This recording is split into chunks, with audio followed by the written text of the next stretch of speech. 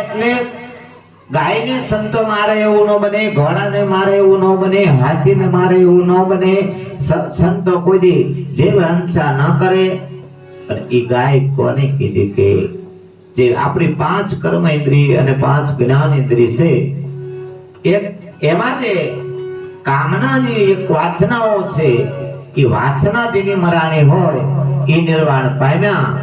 એટલે 9 તેરી હતી એવી થાય એ 18 ન પામ્યા. 9 તો 18 ન પામ્યા અને 9 નિર્વાણ પામ્યા.